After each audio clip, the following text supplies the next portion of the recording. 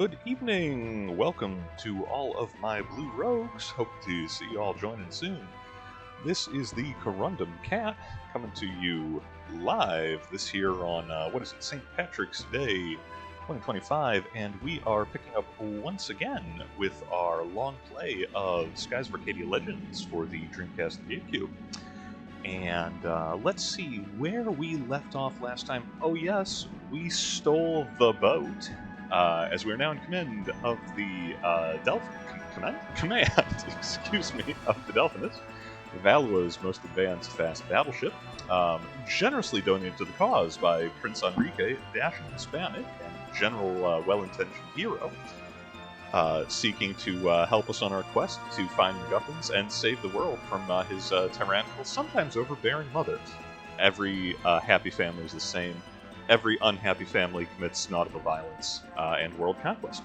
So, we are, I believe, upgraded. The engines have finished, and the hull is reasonably well reinforced. We have picked up some of our initial crew. I'm gonna forget where all of the we have a decent number of our posts filled. We only have a few openings, but we've got helm, we have gunners, we have a merchant. All of these crew members, for the record, if we take a quick tour of the ship, I believe they do actually show up. Like they're on board with us now, which is pretty cool. I'm not sure how actually I do know how the ladies got their trinkets unequipped. That would have been when the party was separated, so let's get them. Let's get their gear back attached again. It's kind of funny giving Aika a counter bracer. She seems to attract a surprising amount of offense, mostly from Fina.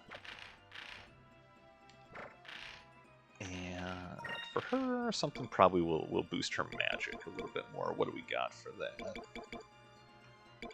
I think, yeah, we'll give her back her Silver Veil, which is the best choice. Anyway, as I'm rambling on, thank you as always to the Mighty Tim for joining us off the Bangle here. And we are forgetting that I also wanted to check. Oh, it's not even 3 moonberries to get Vice's ultimate move.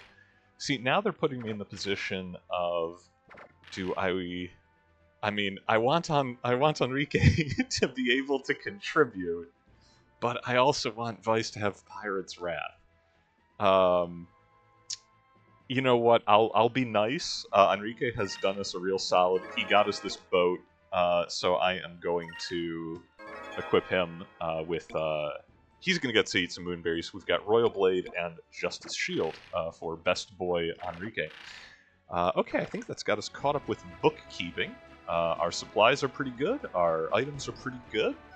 And we are, when I remember how to open, yes, the map, we are headed south of Nasir and Maramba, and there is a supposedly unpassable sky rift, which we need to get to the Valuan colony of, I believe, Esperanza, Port Esperanza, to try and cross. So, south we will be a-going.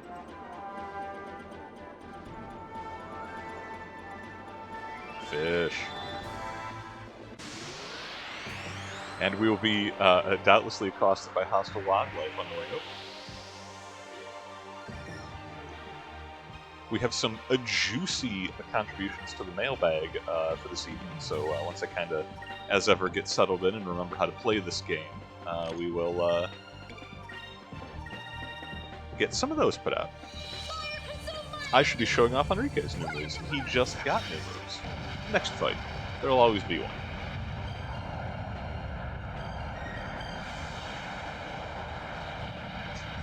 There'll be this one. These things don't care so much about fire.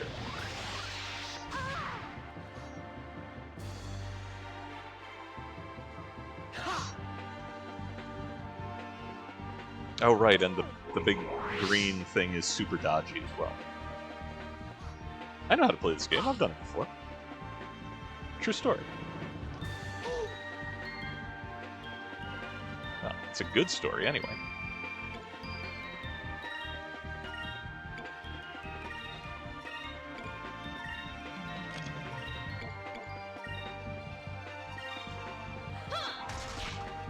Yeah, we got Royal Blade from Enrique. I believe it is just his version of Cutlass Fury. Single target, reasonably high damage attack.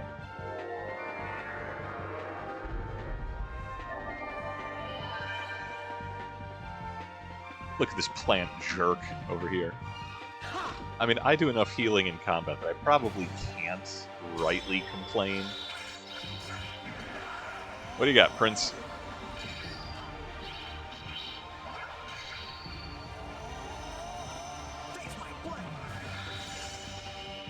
He's such a nerd. Don't get me wrong. Enrique is great. I'm glad to have him on board crew. Face my blade. That was easy. He thinks he's the main character, and he joined just a little bit too late in the narrative for that to wear out.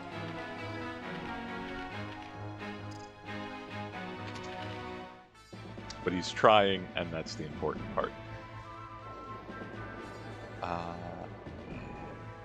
I don't know if we can cross that rift. Let's find out. We might have to turn around and still use the straight. I should have been paying better attention when they were telling me about the capabilities of my new boat.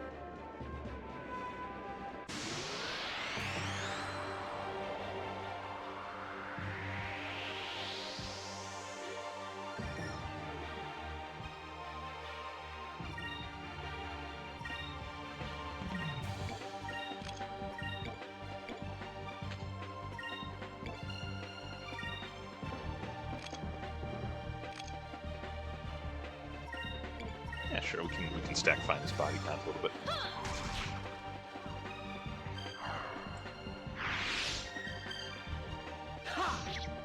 Also, depending on how lost I get, if I end up in the vicinity on this cruise of Sailor's Island, I dodged the bounty fight that is there.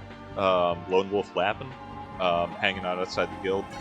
And at the time I'd said that I was holding off on that because he is an absolute beast, and you really want Enrique's defensive Justice Shield. Now that I have that, I'm not intending to go back to Sailor's Island, but if I get lost and end up there... Thank you, Cancels, very good. Magic. But no, if we end up back in the area, intentionally or not, I will probably go ahead and fight him, just on general principle.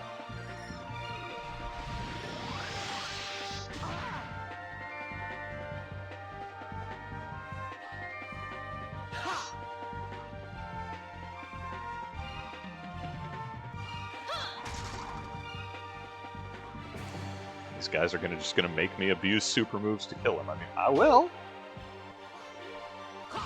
They want to dodge everything, fine.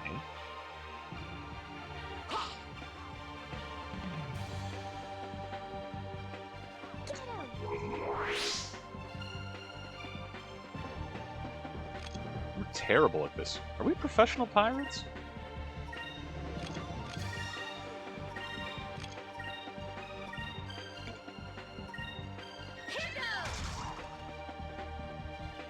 Well, we'll let that play out, and that should take care of them.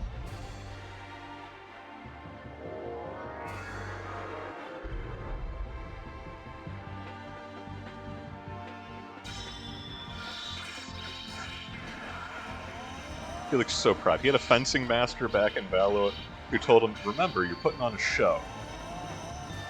And he took that literally.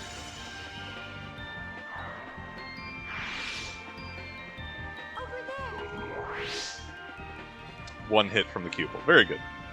Venus helping.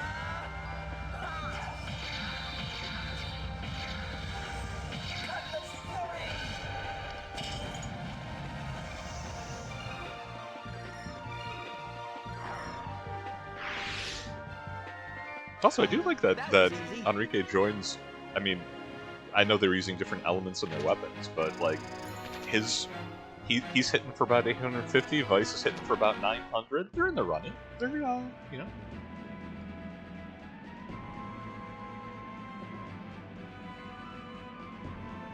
That is a dang train up in the sky, taunting me because I cannot yet get to it. I just saw the compass move. I don't think I've ever found this before. We found the ruins of Rolana. Cool. The ruins of a city that served as a center of trade between Nasir and the East. The ruins show a remarkable blending of the cultures of the East and West, driven not by the ruling class, but by a strong merchant class. That's wild. Okay, this I think is still going to be a dead end because we cannot ascend over that mountain. We will turn about and head back through the Danel Strait and head south from there. Unless we can go through... Wait. First I'm going to try to go through this sky rift, because it'd be really silly if the answer was that easy. Okay. These things are going to be jerks. Open the Cutlass Fury. Everyone else deal with the Scorpons. Thin their numbers. When did the Scorpons bulk up?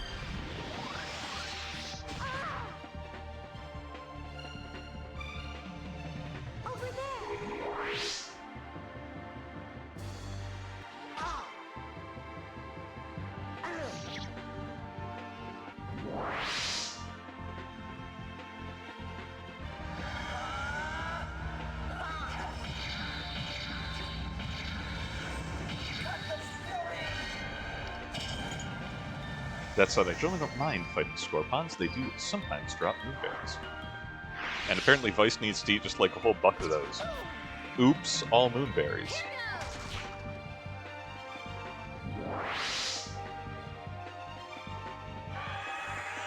Don't do it.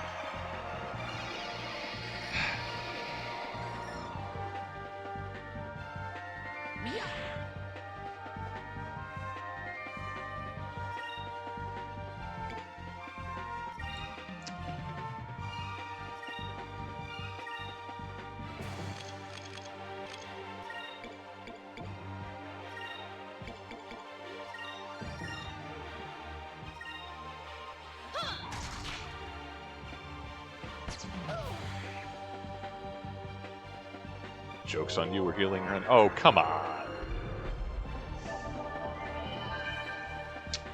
I'd say I'm going to burn these monsters to the ground, except half of them are immune to magic.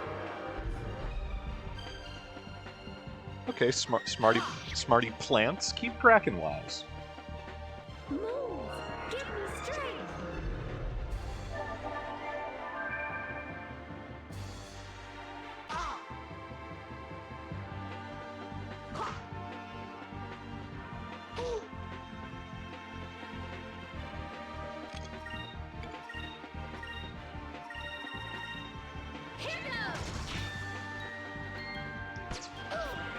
Counterattack rate is killing us. Anyway, did someone say Rain of Swords? I think Vice said Rain of Swords.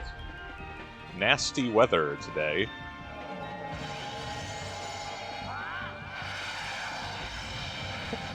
I don't know if this is going to work for the cancels, though. Okay, yes, it's half elemental, half physical damage on that. Or half lightning, half physical. Good enough.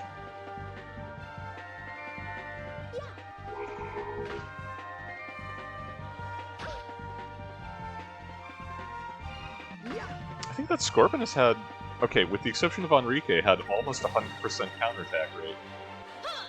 Our battle was legend. Maybe it gets to be the next boss. Antonio 4 is a Scorpion that they gold plate well. That was fun! Hardly in keeping with their rustic aesthetic. Okay. Alright, well, at least we got a good chunk of XP for that. Slog. But can we? No. Yeah, okay, this is the edge of, yeah, that's the edge of the dark rift. We cannot go through that. Okay. Back up to the straight.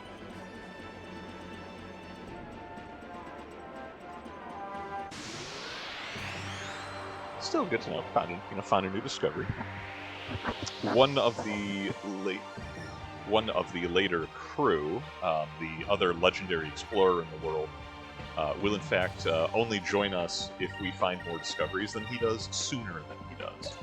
So, a little more padding on that, never a bad thing. Unlike these Scorpions, they're kind of a bad thing.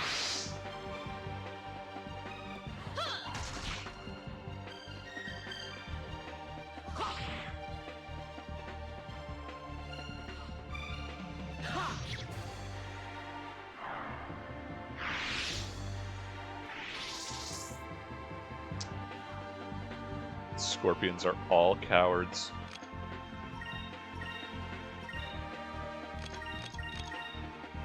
And I'm in a hurry. Okay, so well, since we've got some sailing, and again the obligatory brutalization of commonplace wildlife. This is we have a fascinating question with a tremendous amount of depth to it. Not necessarily about pirate lore or naval history, but about like just the nuts and bolts kind of mechanics of sailing, of a vessel from the age of sail, or I guess modern sailing ships as well, depending on how you want to interpret it. And as I had this written down here, what do ships do when the wind is blowing strongly in the direction they want to go?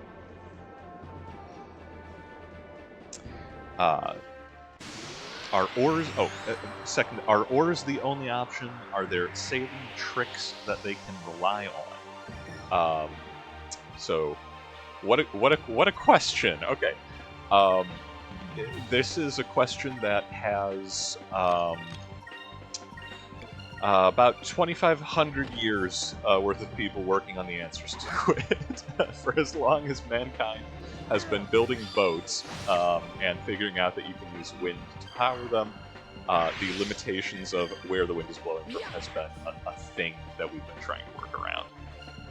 So, the short answer is it depends.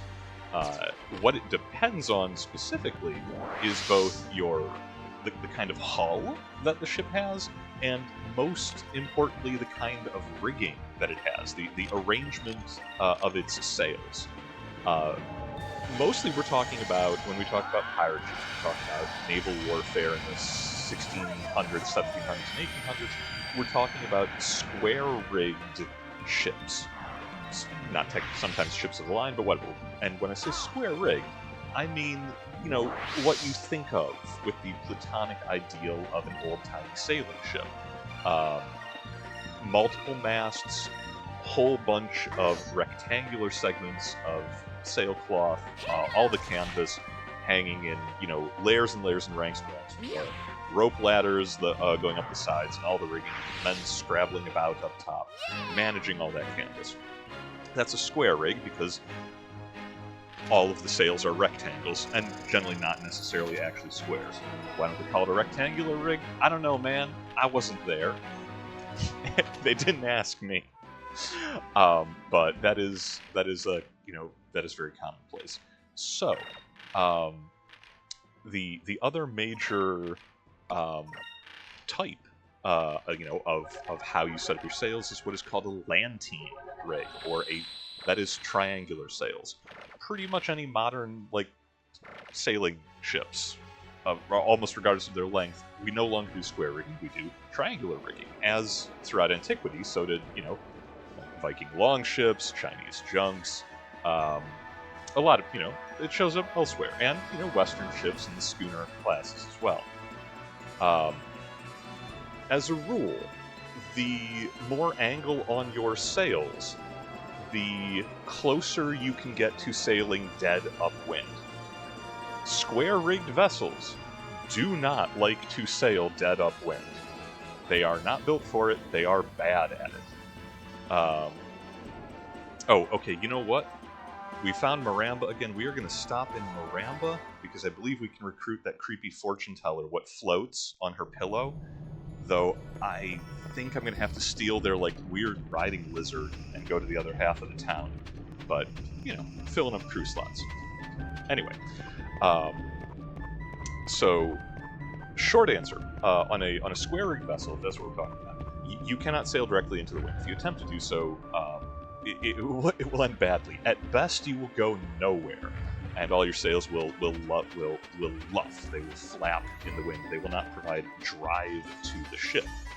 How it works: sail, big canvas catches wind. The energy of the wind, the force of it, is transferred from the sail through the mast. Hey, dude, I want to steal your riding lizard.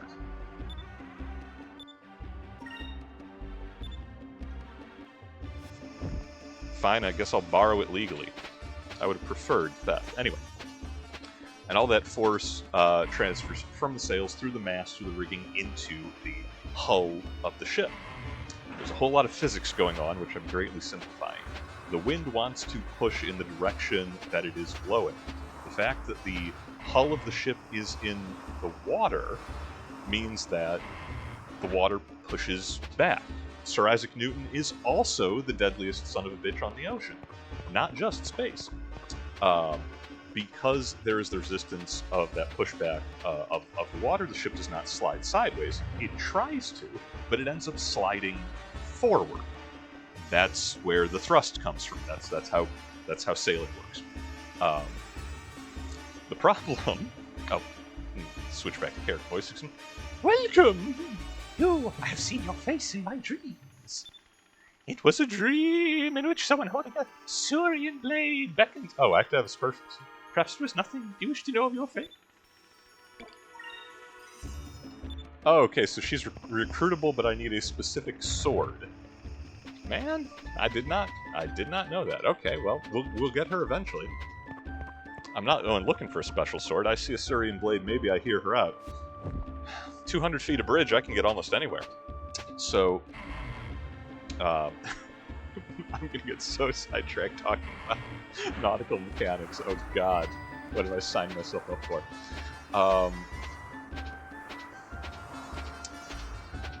Okay. The square-rigged ships bring an awful lot of power. The more canvas, the more sailcloth you have exposed, the more real estate which catches the wind, the more energy you transfer into the rest of the ship, the more drive, the more speed, or the more power you can get. Good stuff.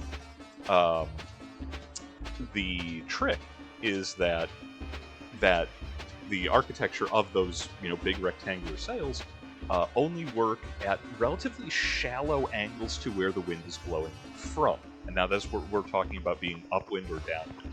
Square-rigged ships work best when they are dead downwind. 0 degrees, 10 degrees deviation from the actual direction the wind is blowing. That's when you have the most effect transferred. The further you get away to 180 degrees from that is when you are upwind. No sailing ship can go directly upwind, regardless of its architecture. Some modern ships, high-performance racing boats, particularly America's Cup, yachts, they can come really close, like horrifyingly so, to old sensibilities. But that's not what we're talking about. Hey, it's Vice. I wish that I were known as the Valiant like you. Oh, dude, my title changed again? Yeah, I'm Valiant. I was respectable and admirable until recently. I'm glad I'm moving up in the world. Okay, he is not selling new stuff, but since we're here, we're gonna buy. We'll buy a bunch of repair kits just to, and some wax. Not that well, the Delphinus stuff has enough hull that 8,000 is not going to go super far. But if we need to top up without using spirit points, we're still going to want those. Still worth the stopover in port, even if we can't get that new crewmate. We have a new discovery as well. Okay, Vice the Valiant is a pretty good title. I'm not going to complain if we stay at that one for a little while. Nope, no new wanted. We got to start. Ooh, 6,000 for finding those old ruins. I'll take that. Yeah, after those two creepy carpenters stole all our money to build us a base, so they say. But no, the initial question: if you want to go. Sailing ship can't go dead upwind. We agree on that. What do you do if you want to be sailing directly into the wind? Do you use oars? Boy, I hope not. Driving a large ship with oars is one of the worst things imaginable. You will burn out your crew incredibly quickly. We're not talking about like old Mediterranean galleys, which are actually meant to be operated by oars. We're talking about big sailing ships. If anything, you would put out like pilot boats. small craft that you would then attach. You would have ropes going from small rowboats attached to the bow of the larger ship, and the small boats would tow the big boat as opposed to trying to put oars on the larger ship. If you were dead in the water for whatever reason. But it is a sailing trick, as the question states. That is what you're normally doing. And the process is called tacking, or beating to windward, if I'm using my old sea dog voice and explanation. And basically, you can't sail dead into the wind. But even with square rigs, you can sail a certain number of degrees closer to the wind, where you are going to be at an oblique angle to the direction the wind is blowing, and it still provides enough drive to fill the sails due to negative pressure, etc., and you still move forward. Lantine-rigged vessels can sail much closer to the wind than square rig, but even square rig can do a little. And what you do is you tack back and forth. It's a fancy way of saying that you zigzag. If the wind is coming directly out of the east, you instead... Is this where I want to be going? Man, I should have paid better attention to that briefing. This looks important. Am I lost? Am I in the lands of ice? We'll find out if these enemies wreck me. This doesn't look frozen. Oh no! They snuck up on us. Somehow.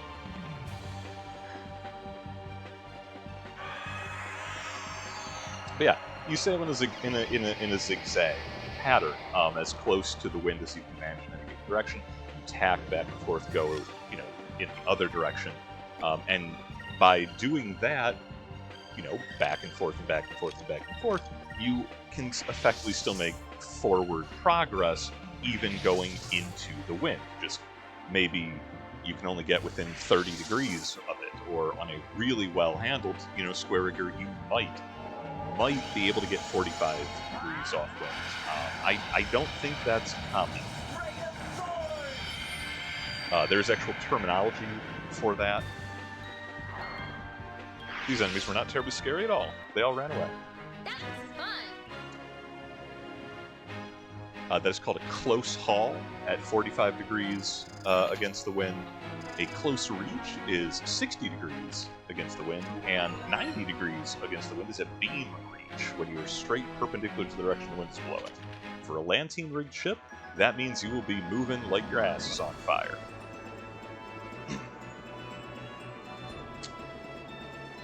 Pardon the sailor's language in that bit of commentary.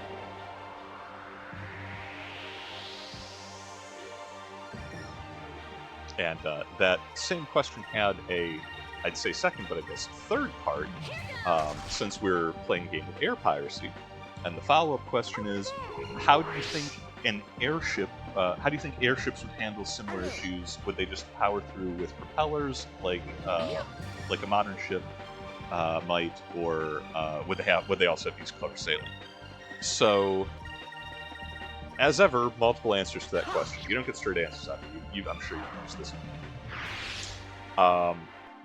We have airships, right, in the real world, historically. Blimps and zeppelins, in particular, in the in the first half of the back century, ran into this. And yeah, the answer was they had propellers, right? They just kind of powered through it. You could plot a course in a zeppelin to make better or worse use of prevailing winds, and if you were going downwind in a blimp or in even just a regular aircraft, a tailwind, yeah, you go faster and you save fuel because it is pushing you in the direction you want to go. But yeah, you can go against it. In Skies of Arcadia style airships, which are like, just obviously they took the lines of oceanic sailing ships and said that they can fly and put little flappy wings and doodads on them. I genuinely don't know. Like, the little Jack had sails on it. would they be useful in the real world for catching the wind? No. I think sky sails are of very limited utility. If we look back in my rambling explanation about where the drive comes with a sailing ship in the water, the water guides the hull forward. The water pushes back against the attempt to make it move sideways with the wind, and it moves forward instead. The air doesn't do that. So if you put actual old-timey looking sails on an airship, you would just make it really unaerodynamic. And I think it would probably spin about and end up, either tearing off the rigging. Certainly would not be providing good drive to that vessel. That is some Flugtag engineering right there. I can't think of any real-world examples of sky sails being used, other than really early experiments with hot air balloons and observation balloons in the Civil War. And I think that's why they're pretty much just going to go dead downwind until you have modern propellers, until you have powered thrust that you can counteract.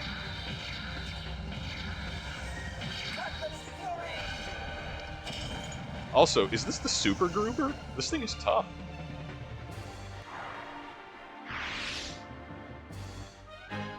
Thank the moons.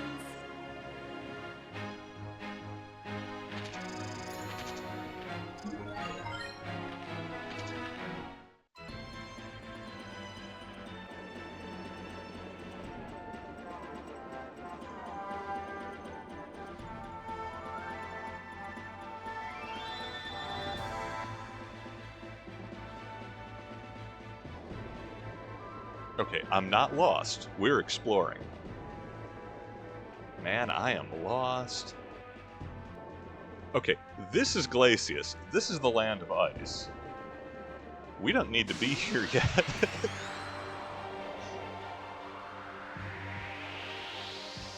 This fight could go the other way. Oh no, murder penguins! And an arc looper.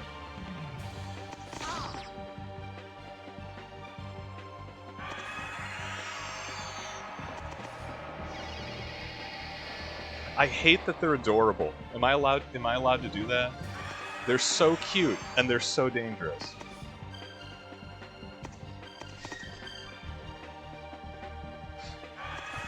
And they're swarming.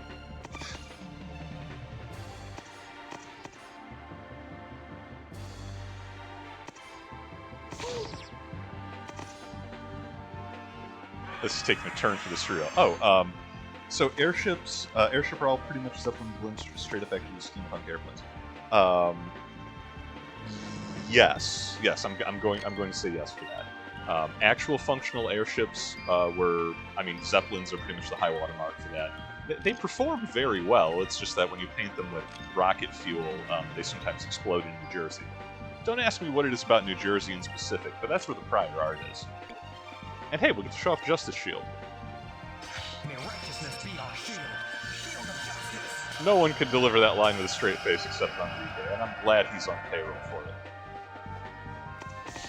So, Justice Shield is crazy OP. It halves all physical damage to the party, and the move itself has, the highest priority of any super move. I think maybe Delta Shield from Ica might trigger sooner. But the idea is that Auriga will pretty much always go first and always use Justice Shield. So, for example, even though we're just waiting for Vice to clear the board with ranged swords, we don't get pecked to death by evil penguins because their initiative is crazy high. Auriga is great, and I'm already glad that we gave him all the berries.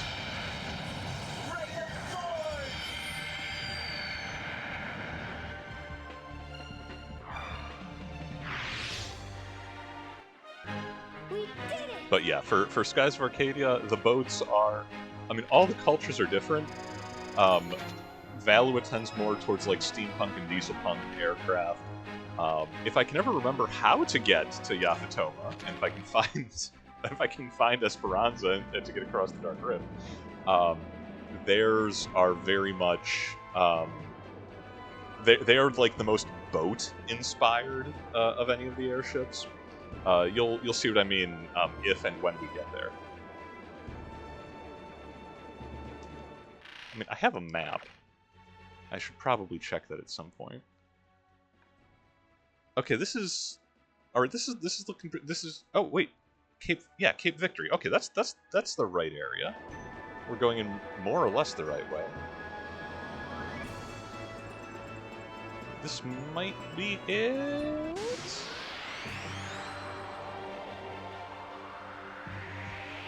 The days before mini-maps, before active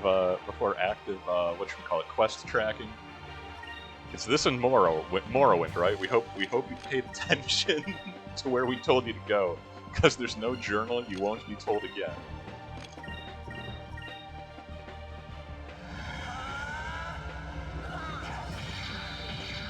Also, truly nature's most noble creature.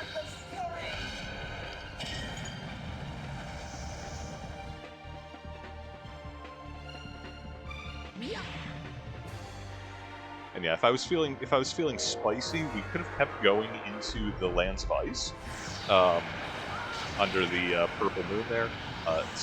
We got lucky with the penguins. Some of the random encounters there are like quite dangerous for our level. And there's a random a ship boss, a giant like monster, just randomly patrolling around the area, which pulls you into a ship battle boss fight, which we could take. I mean, you know, we're on the Delphins, but it would still be a bit spicy.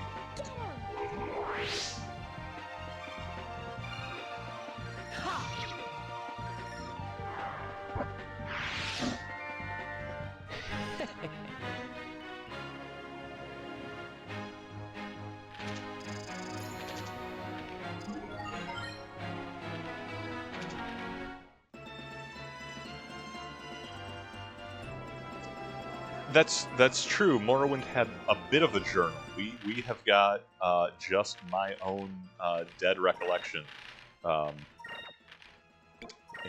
you know, fortunately I chose the right direction. was it an east or a west? Because this looks miserable enough to be a Valuan colony, if I had to ask, or if I was asked, excuse me.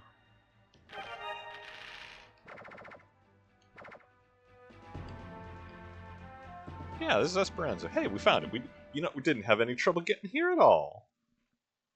We had a Prince of Alua telling us how to get here.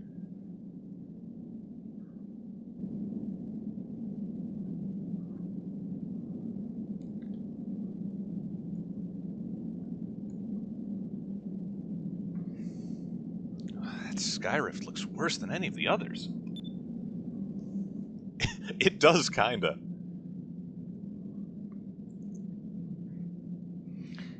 If we tried to power our way through it, I think the Delphins would get ripped to pieces. But if we don't go through there, we won't be able to reach Yafatoma. Isn't there something we can do? Oh. Enrique can be noisily sick of... Oh, he looks so bad. I love this animation from Fina. Just like, they're there, you're okay. Enrique, are you feeling any better? No. To be completely honest, I feel awful. He looks awful. Why don't you guys stick around the city? I thought it would be wise for me to move in my condition. I'll stay here and look after Enrique. Alright, Aiko, let's go check out the city. Someone here has to know how to get to Yafatoma. And Fina's just going to be there giving support back rubs, right? Just the whole time. She's... Oh my goodness, she actually is. That's the animation. She's just going to keep, like, there, patting him on the shoulder. I love it. Best girl. Degenerate ex-Valuan soldier. What a choice of words. Not destitute.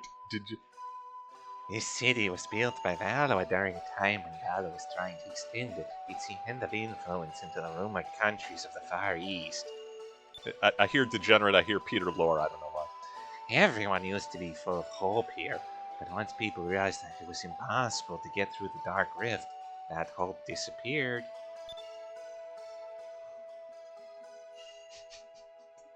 Enrique made it into the officer's lounge. He found that wet bar, and he and Ike got tore up. She drank him under the table. Then one day, Valois decided to leave the city to rot. The sailors here lost their ships, their crews, and their dreams. Okay, I'm okay with that. I'm happy with the Peter Lorre voice. I thought it was the wrong choice. It wasn't. Yo, your dog sucks. Our dog is great, though.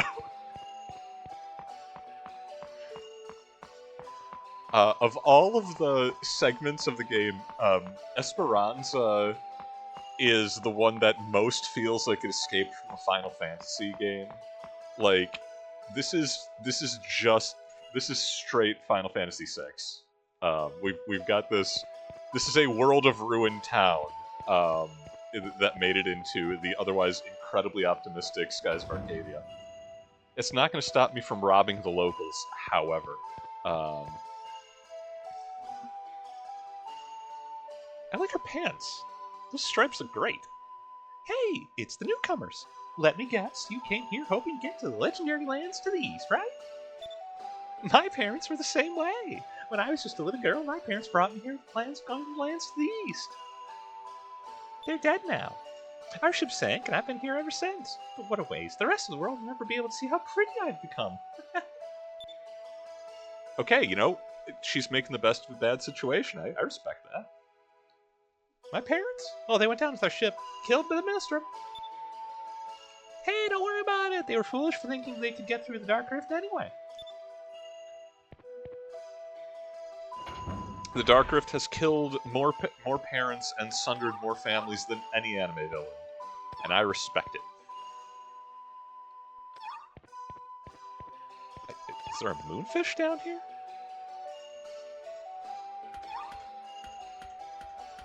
But yeah, so this is a Valovan colony. They built oh, there's a Cham. They built the whole colony to exploit the lands of the east, and when but they realized they made no plan to get there. So Valovan just pulled out and abandoned everyone in this rusted out, you know, half naval complex, half ship graveyard. And once again, the real enemy in the game is colonialism and imperialism.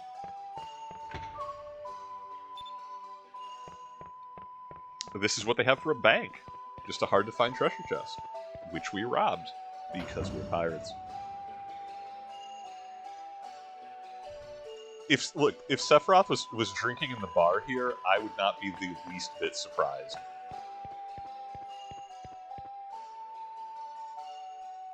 Naturally, Vice, with the indomitable spirit of protagonist energy, needs to, you know, remind the people what hope is by accomplishing the impossible and conquering the Dark Rift. Obviously, that's the trope we're setting up. Obviously, that's what we're doing. And it's incredibly on the nose. But you know what? I'm okay with it.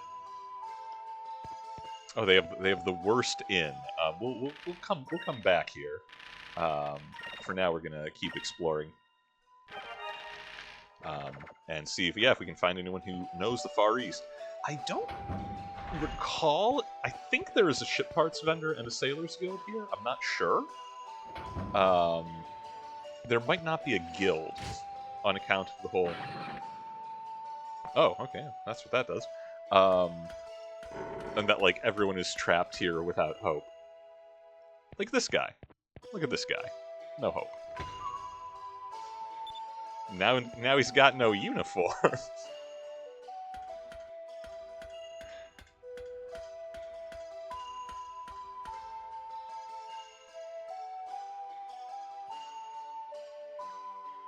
I'm not sure if there's a mechanical advantage to climbing up this watchtower stroke cannon tower, but I'm going to because it's such a cool little set piece. Also, shout-outs, obviously, to much more recent media. This is the Black Wall. For anyone who's played Cyberpunk 2077 or watched Edge Runners, this is just the Black Wall.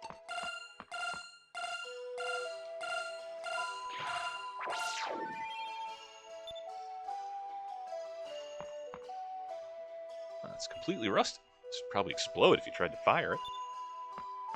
Good news for us.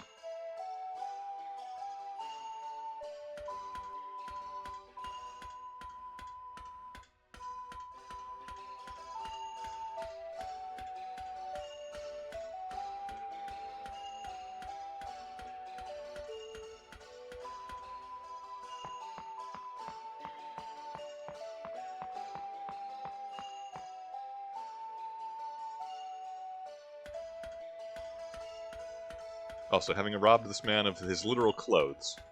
Let's, hey, you know about the East? Another degenerate. Just looking at this fortified lighthouse, you can see how important this city was to Valois. But now it's nothing more than just a giant tower of metal. Broken cannons and all. Well, I suppose people are the same. If you're not constantly brushing up your skills, you'll start to get rusty. Just like this old tower. What is with his proportions? He looks like a Peter Chung character. Well, we're the same as the scrap metal you see here, nothing but useless rust. Damn you! You big piece of junk!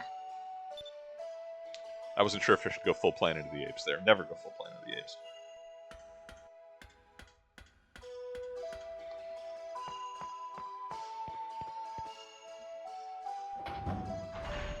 Okay. Well, thank you for inviting us to your fair city. We're gonna rob you. What do you got? You got treasure chests? They're mine now. What's this? It's full of lock ones, snacks. Looks like someone isn't eating right. Oh, fucks. That's an old lady. Okay, yeah, sure. No, obviously. All of our problems are from foolish people who try to follow their dreams but fail. Just keep your feet on the ground and you'll be alright. It's because of people thought of going to the far-off lands to the east that they're stuck here, unable to go anywhere else. The fools. Yeah, thanks, Oba-san. That's exactly the pep talk the whippersnappers needed. It says old lady. I'm not gonna argue. It looks like Handsome Jack from Borderlands. Like someone's face was just kind of like stapled onto the character model. Except that was literally Handsome Jack, and it was intentional. I'm not sure about the old lady of Esperanza. Okay, so the bar I think is where we're actually going to find people who are useful to our quest. So let me finish canvassing. Yeah, that's the word. We're not looting. We're canvassing. Let me finish having my walkabout here first, because this might be. I think this is a merchant. He looks like a merchant. He's laid out his wares. Welcome. Would you like to see my wares? Yeah, exactly. His wares. What do you know, old man? Very rare fish that live in and around the Dark Rift. You know, if we travel the Dark Rift, we'll do some fishing for you, old man. How could we not? Ooh, upgrades.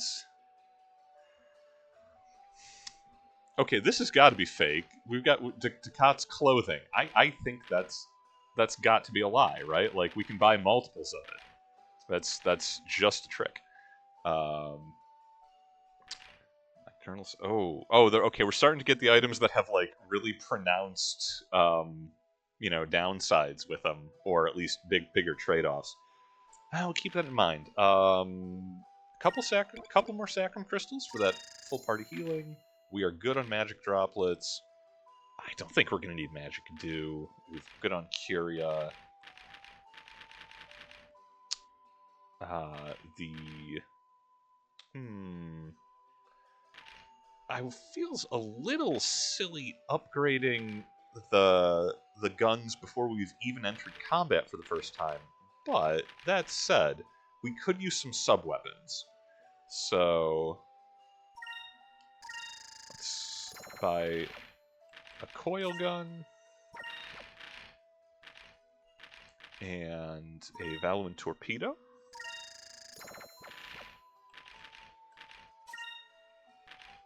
And honestly, you know, I think another 10-inch subcannon. There's not a whole lot of reason not to. We're seldom going to use that many regular cannon shots around. Okay, good. Now we've got our broadside firepower back. Figoro's idea of a fast. I want nothing to do with the man. If I see Figoro again, he bleeds. And yeah, we can. You know what? I don't need to be stingy. The biggest cash gate of the game was having 100 grand for building Crescent Island, and we've already done that. So I can splurge a little bit because it's not. Here's the trick: we didn't have to buy a new ship.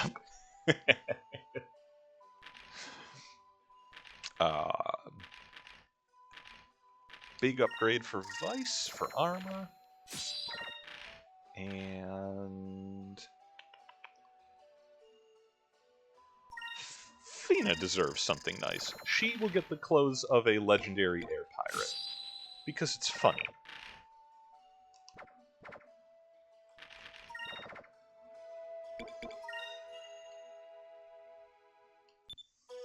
Also, I don't know, I mean, impoverished, degenerate, destitute town. We just did like 30 grand, well, like 20 grand worth of business with that guy in the street. I think they have a thriving tourist economy. Esperanza, we're doing great. Some old bottles and flasks. Doesn't look like they've been used in a long time. Okay, there's no way the bar is disused in a place filled with degenerates. You know what Esperanza really means? It means hope. Hopeful sailors from all over gather here to try to get to the east. Heck yeah, I'm putting them into hyperinflation. We're going to crash this economy and then crash a ship into this economy. Now the city is filled with nothing but despair. Oh, the irony. Yeah, it's like rain on your wedding day. God, drunks in a bar always think they know what irony is. Personal bugaboo of mine. I left Maramba with a sailor I was in love with. We were planning on moving to a country east of here. Hey, I've been east of here. They don't want you, lady. But we heard the Dark Rift is impossible to cross, and he changed. And then one day he met another girl and disappeared. She didn't even say go. What other girls? No one comes here. I was foolish. I fell for such a childish man and threw away a good life. Man, everyone sucks in this place. Except this man. This man has a mustache. Pitiful sailor. You're not from around here, are ya? Actually, we just came into town and we were wondering if someone here could help us. So, you came to me. Well, that's just great. Don. By the way, the name's Don. Ask me your question and be on your way. Why is he Irish? Why wouldn't he be Irish? Look at that facial hair. You know that sky rift to the east? How do you get through it? The one that everyone has told us is impossible and destroys all vessels instantly? So, you're looking for a way to cross the Dark Rift, eh?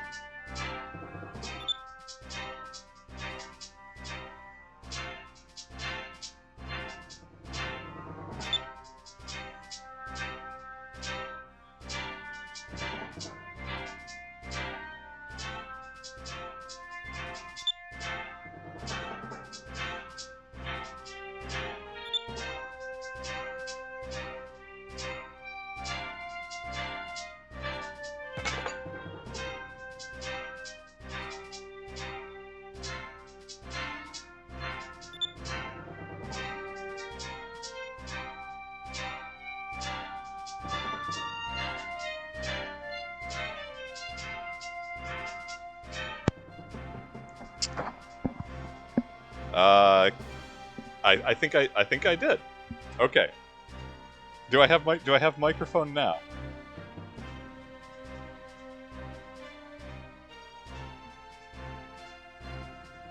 Ah, yes. Okay. Well, you know, it's fine. Everyone's accent kept changing anyway, so that was just a little TDR. This place is the edge of the world.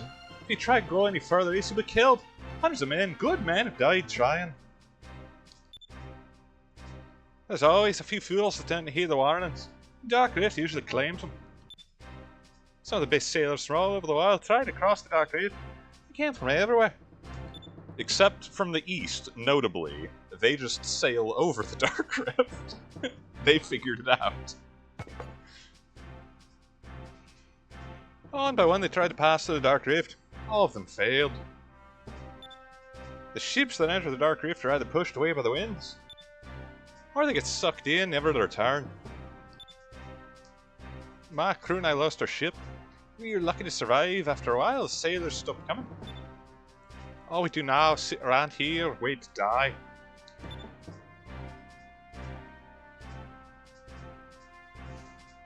Okay, incidentally, speaking as an Irishman myself, that was not why I randomly made that man Irish.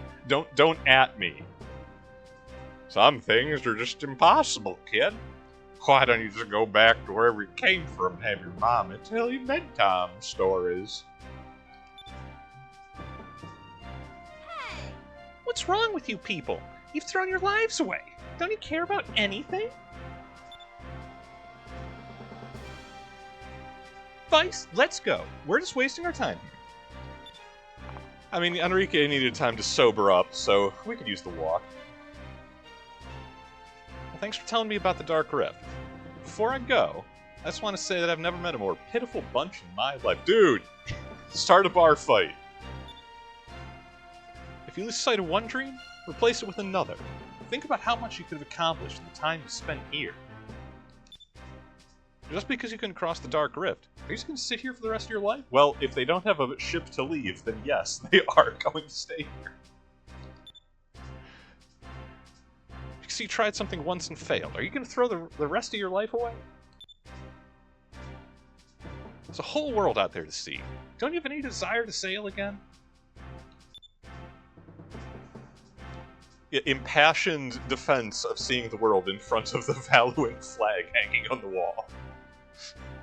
Right sentiment, wrong audience. Oh, and Fina's like, it's time at the bar. Get me a triple. Fine. Fina, what is it? Vice, Aika, come to the port, quickly. The Armada is coming. I thought Enrique was just that sick that he needed like 3 hands patting him on the back. What? What are they doing here? Like, let's move. We should hurry back to the port. What's the... You stole their flagship and kidnapped the Crown Prince. What's the Armada doing here? I don't know, smart guy. You're the most wanted man in the world.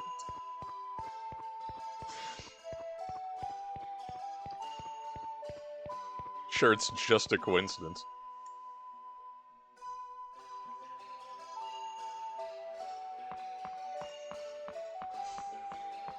I mean, we could just leave, right? Like, there's open sky in multiple directions. Yo, Enrique, what's this Armada? Ah, Vice, you're back. I think you need to see this.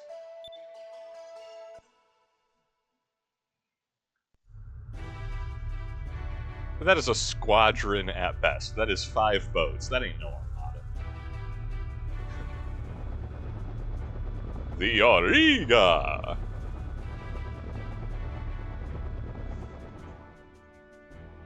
That huge armored ship belongs to Admiral Gregorio.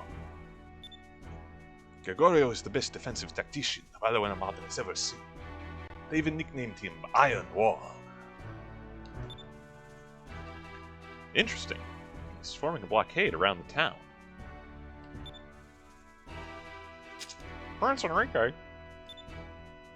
We only have one voice actor. I've come on behalf of Admiral Gregorio. He has an urgent message for you.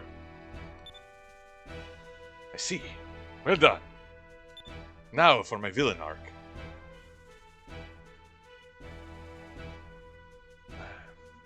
I hope my prince finds himself in good health. I heard that you had a change of heart or were perhaps brainwashed by the pirates. Empress Theodora has sent me to escort my prince back to Valois so that he may recover.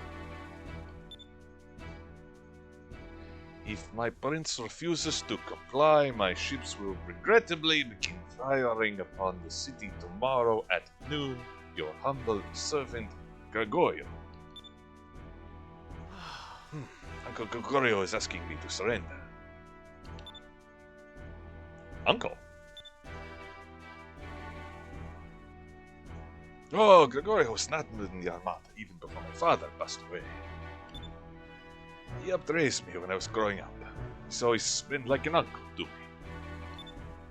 I know that he doesn't want to fight, and he really doesn't want me to surrender. Oh, he really does want me to surrender, excuse me.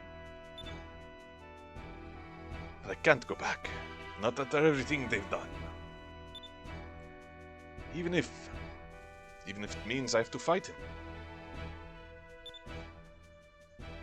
Enrique? So it's up for tomorrow. Gregorio is the most honorable man I've ever met. He won't break his word. Uh-huh. I understand. You should rest on land tonight and keep you off the ship until tomorrow. Last thing you need is for your uncle to see you throwing up over the railing in the heat of battle. Voice, take this a little bit more seriously. He's fighting family on your behalf. Oh, great, now you're stuck in the sun just like Auriga. I'm sorry. Come on, let's stay at the internet. We need our rest. Hard cut to Fina and Auriga just tearing up the bar. Just, bottles, belly shots. There's a trash can on fire. No one knows how it happened. Did that actually... Okay, that did actually count as a stay at the inn. That's nice. Save us a little money.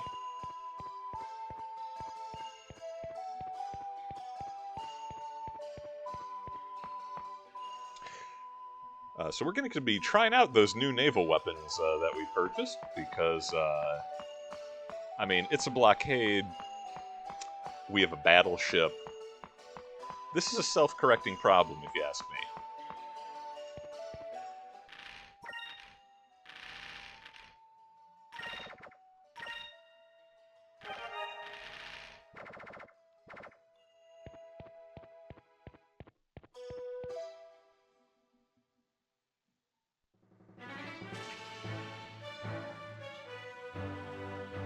It's time to go fight Admiral Gregorio. It's gonna be a tough battle. Give it everything you've got. Aye aye! Aye aye.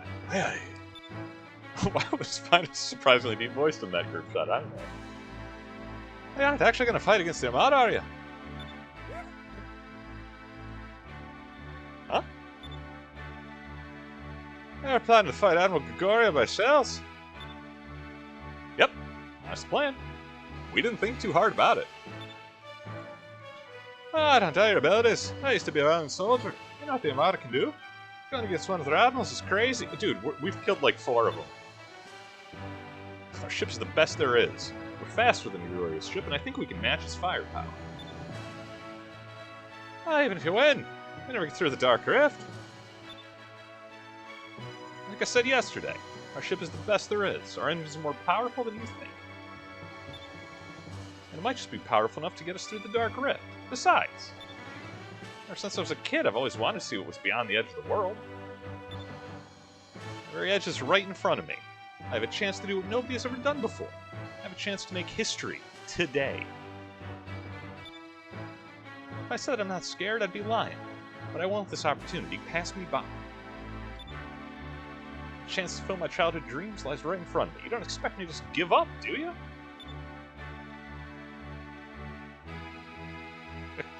I suppose then, no matter what I say, you're not going to listen.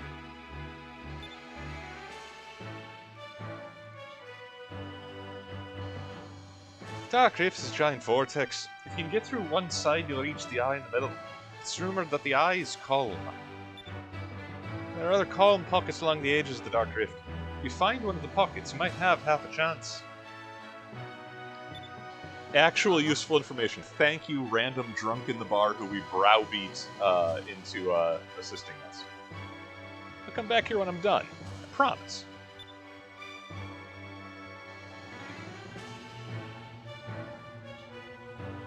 I believe you can recruit Don after you cross into Yafatoma and then come back. Kid, you're just like me when I was your age. Surrounded by women and fighting the Armada. There are worse ways to be. Sir, can I take the helmet off? Admiral, the Delphinus is approaching. It is moving into attack position. My orders were to bring him back alive, or kill him if he refuses. We must do everything in our power to take him alive. All ships prepare to attack. The Delphinus is the Armada's most powerful ship. Our adversaries may be young, but we can't underestimate them. Vice! The Armada's getting ready to attack us! Yeah, we are bristling with guns. This is it! Everyone, man your battle stations. We've got to get past Admiral Kagorio's defenses. We will defeat him. Then we'll get through the Dark Rift and reach Yafatome. Let's go! Aye, aye! I'm glad they just do the aye-ayes on it.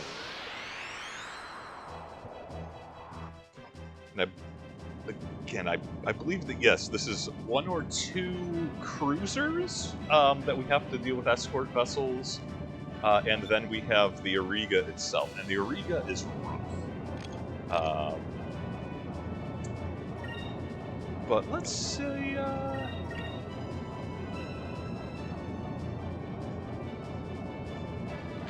we're still too low on spirits to do a full broadside. We have the Moonstone Cannon. We also, worth noting, we also have the crew selector now. And I wonder if we get descriptions. All of you can use the crew, all of the different crew that whoever is on the active slots of your ship. Some of them have passive bonuses. Some of them have active abilities. And I really need to actually read up on what they are because you don't get the description here. But I want to say like Polly is a buff. I don't know about Marco. I think Pinta is either a repair or a spirit boost. I'm going to have to research that so I don't end up wasting a bunch of turns.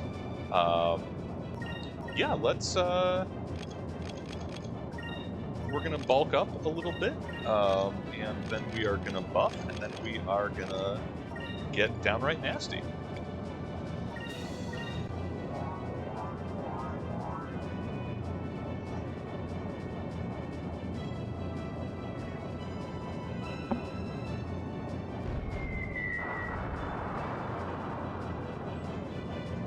And the Armada starts hitting kind of hard here. The Auriga notably is like the first boss vessel which cannot be wiped out with a single super move. Though if you like weaken them with broadside fire, I think we might be able to do it with one Moonstone Cannon. The trick is that the Delphinus has 44,000 hit points, and we have several deluxe kits to be able to patch up pretty easily. So we're solid. These cruisers are there's the chance to try out the new guns.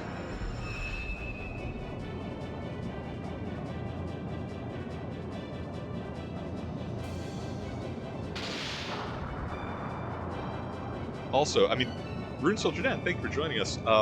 This feels so final bossy. I mean, are we 2/3 done? I think this is the back half, but still just half, I believe.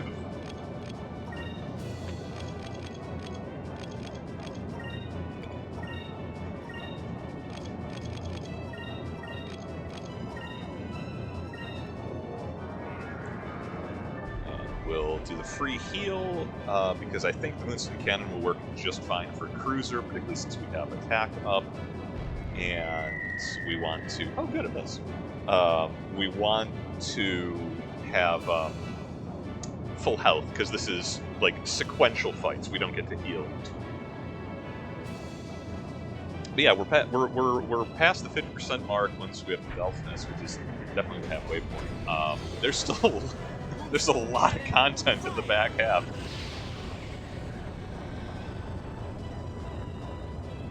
Also, I feel bad for them. Like, yeah, all right, they're Valuants, but that was the Harlem Globetrotters versus, you know, 6-year-olds right there. That was not fair.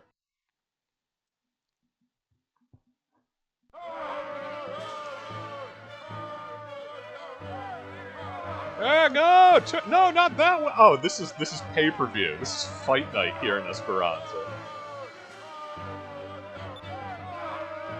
Idiots! What do you do? You're supposed to fire all your cannons right there. The peanut gallery. I love it. Yeah, get him! Yeah, my man. Do they have a Doom laser?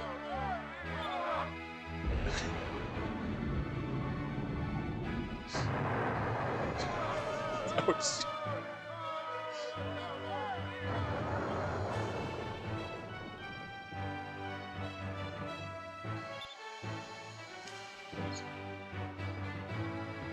I still need to get past.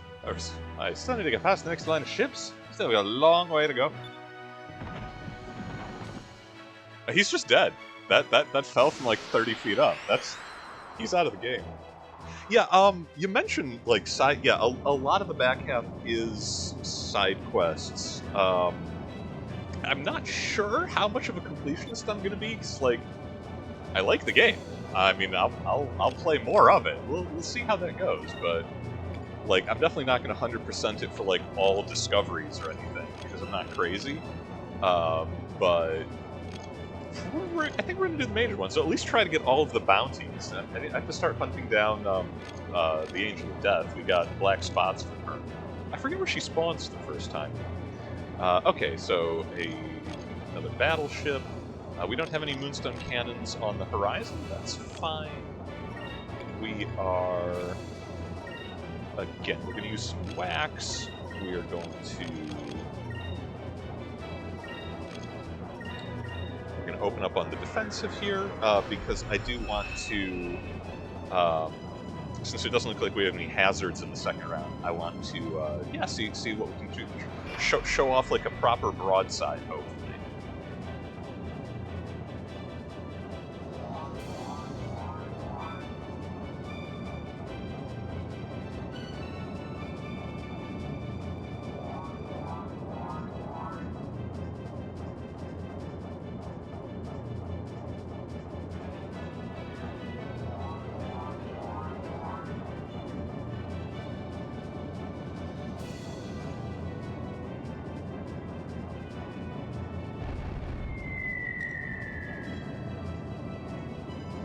Got that evasion up. We got that sleek haul. Look at the lines on this baby. Okay, I figured. Yeah, no. The second fleet, Gregorio's ships. They look like Warhammer 40K ships. This is Battlefleet Gothic right here. That's what I'm. It's like, man, something. But it's the armored prow and then all of the gun turrets and blisters. Like that's just. This seems so. What am I looking at? Wait, can we... If we can do... See how much... Yeah, so we've got that. We want that. Okay, we won't be able to do the torpedo, but that's fine.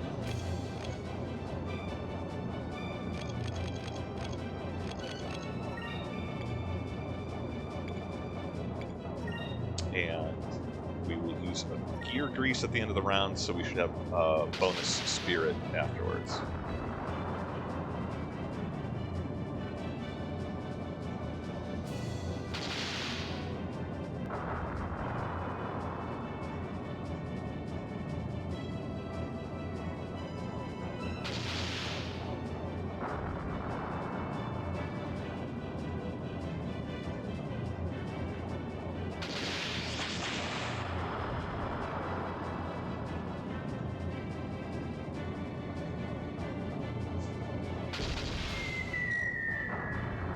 Ah, okay. Well, we missed on the big hit from being a full broadside there, but that was still like half of their hull without having to use a super move, which is fine. You know, that's not bad.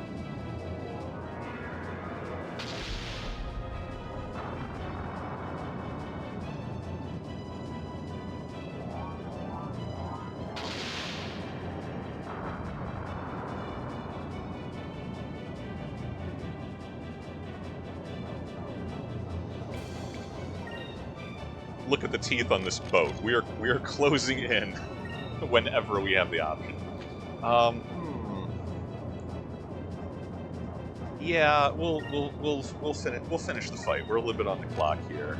That means I won't get to heal before Gregorio, but that's fine. We'll want to be using items for him anyway, so.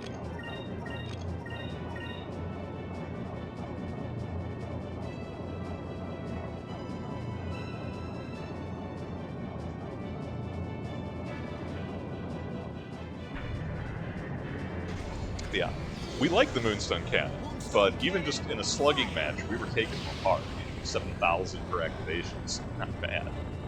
If we hadn't missed on the main deck gun, that would have put it down.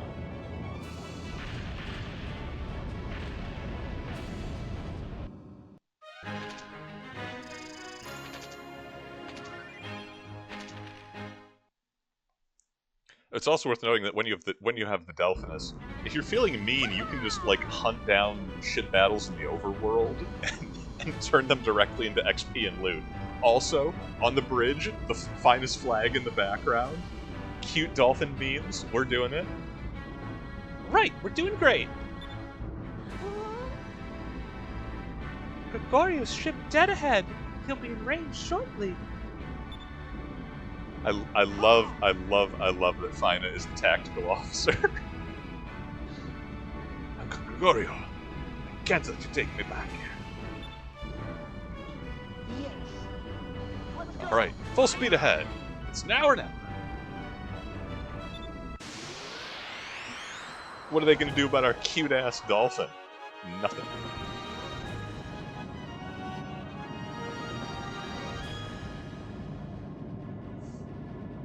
Auriga! Prince Enrique, please forgive me for taking up arms against you, but you leave me no choice. I will not allow you to escape. You will not get past the Auriga. Oh yeah, so the Auriga, we have all those openings where we can get good shots on the Auriga. Gregorio is a beast. Okay, so first we're going to get the hull up. We will use some wax. We will. How much speed wax do we have? I don't know how long this lasts for, but yeah, we'll start with that. We have Quicka from a couple different party members, so it would be funny to use Nora of Valor, but I'm not going to. That would be that would be incredibly wasteful. You get like 2 of those in the entire game. So the Auriga takes hits like a champ. It's deck plating and torpedoes, and the gimmick is when you trade attack runs with Gregorio, he defends very regularly whenever he's at a distance. You just waste your cannon shots on him. You have to get in close, and when you get in close, he uses the enormous armored prow of the Auriga to ram you. he does it with skin. And the remedy, you can't just evade. You have to have you have to be under haste. So either the speed wax or the quickest spell applied to the ship, and then you can just dodge out from in front of him, and then when he sails past you, you get a weakness tile where you can have the broadside use the Moonstone Cannon. The fights are less gimmick moving forward and more pay attention to like the description and how they react.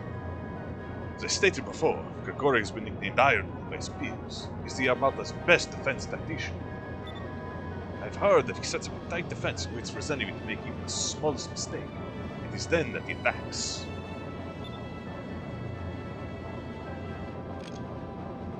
But, you know, I mean, no reason not to...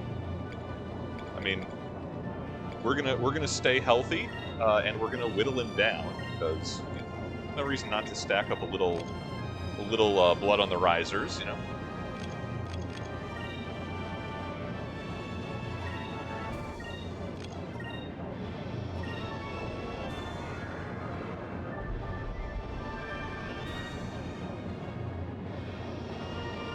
I don't recall how much damage he does if he hits you with a ram attack. I think it's like 20,000.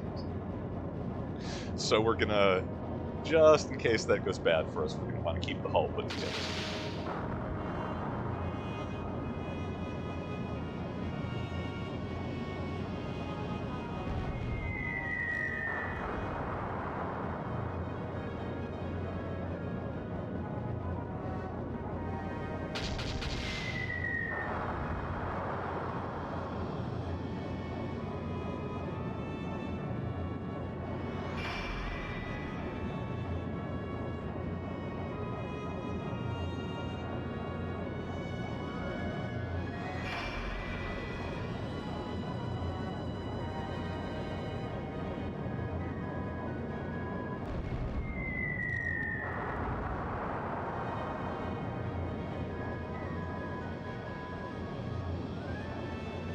Okay, yep, so that red tile at the end is his ram attack, if I am remembering correctly. It looks like the speed wax wore off.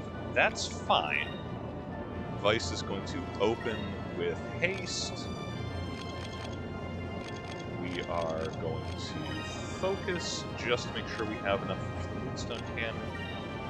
We are going to buff a damage, and we are going to defend, which with the speed up, we should sail right on by.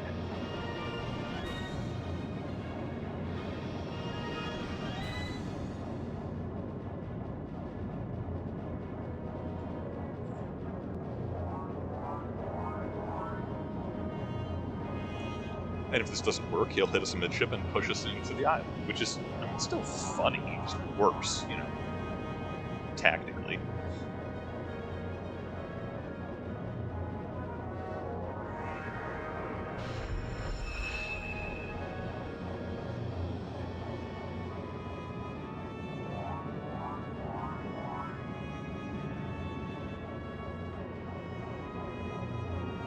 Yep, bow to bow.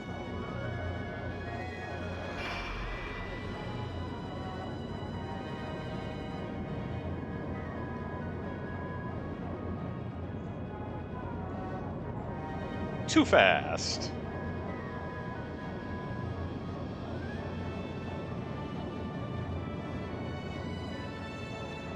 Yeah, we dodged its ram attack.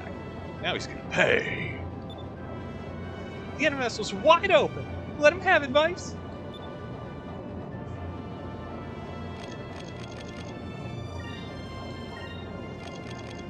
We cannot... We have two openings for Moonstone Cannon. We cannot actually Moonstone Cannon him twice. We can stack hits with a little extra, because why not?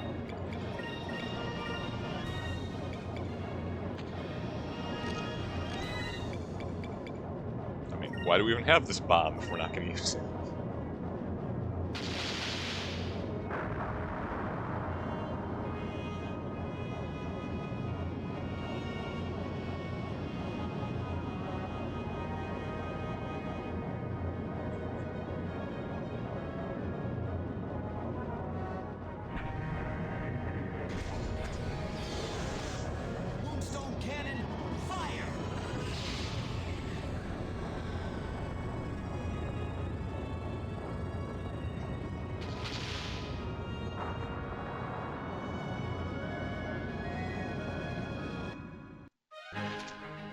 glad we bought those. Okay, those 10-inch sub cannons were a good investment. That put us over the threshold for one cycle on the Auriga. Nice. Okay. We got a pile of XP. We got a pile of gold.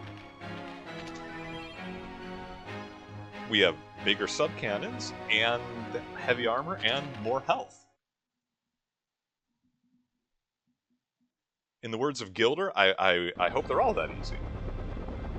Why would we park here?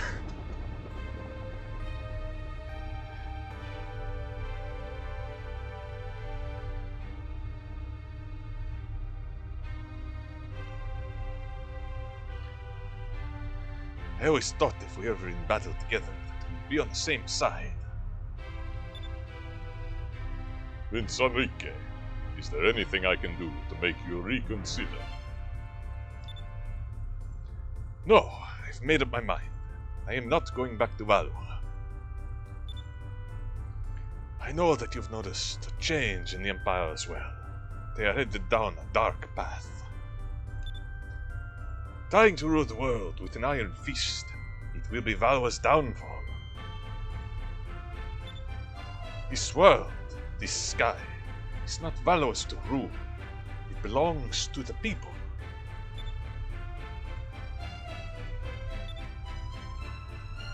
And to right the wrongs that Valois committed, I have decided to travel with Weiss and his companions. Tell that to my mother, and also that I pray every day for her good health. He's such a good kid, such a good guy. If a green flag was a person, you know, it's Himmel the hero, and then Prince Enrique. This is goodbye. I must go. Be well. Farewell, young prince.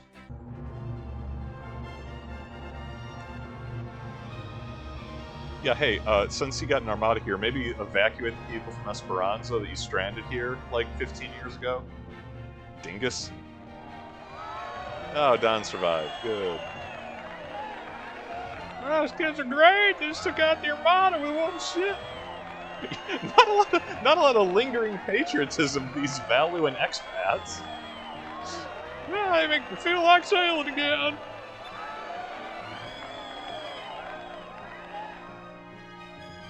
Nice. Been on quite a show. You make it back from the Dark Rift. I hope you come back here and take me with you. I can't believe I'm saying this. You hear me, kid? You better make it back. Dude, I would sail around the world to have that mustache on payroll. Are you kidding? It's wider than his entire head. Okay. So, the Dark Rift is a problem. And first, let's put a little blood back into the hull.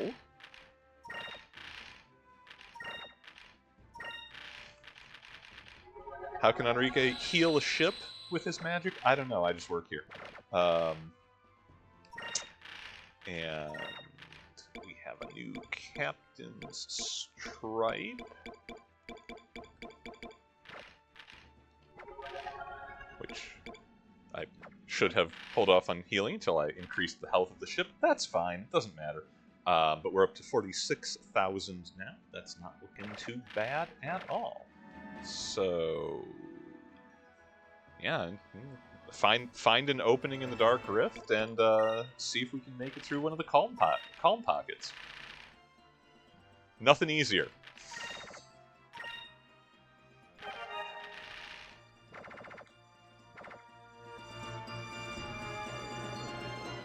I believe there's a giant, ominous, like, cataract. I don't think it was that was it to the side. But I don't 100% recall where the opening is. Oh, never mind. I think I found it.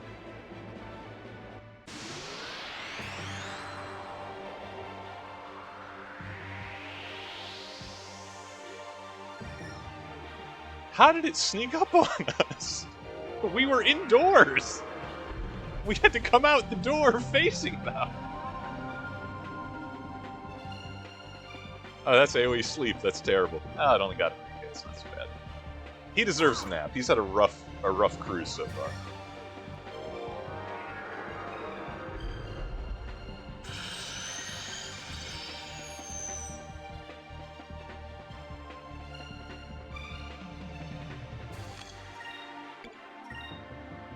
Back off, Rain of Swords. I don't know.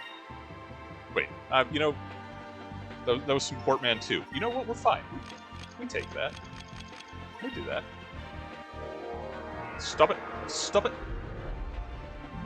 You better not put Vice to sleep. You're on notice, game. Wow, all of us. Okay.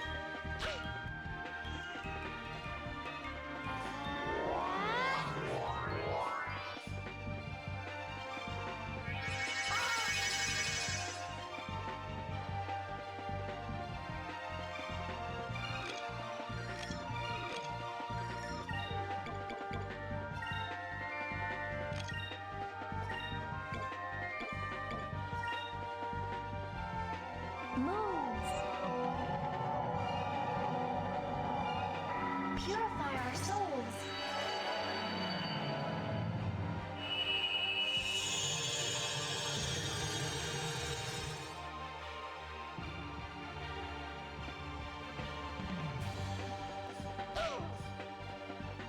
I'm always inordinately happy when I actually get to use Finest abilities, like, purposefully.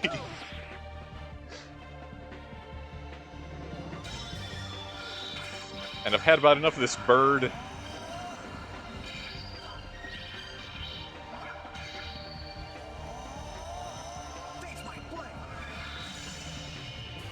Nerd.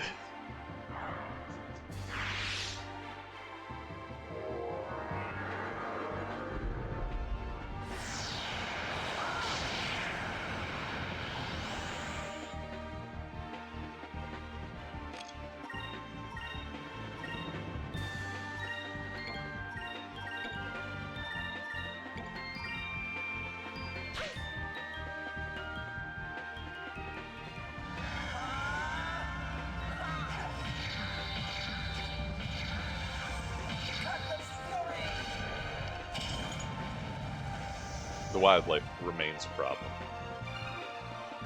Okay, well, while we were beating up an overgrown parrot and Arcadia's noblest creature, the Droger, cousin of the Gruder. You know, I think there's a third variant. That will be the noblest creature. We just destroyed something beautiful. That's fun.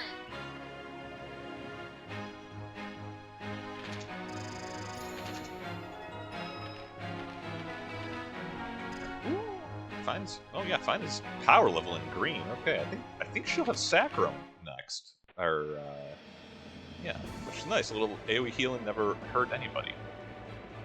Well, it says to do it. Looks like we can get inside the Dark Rift through here.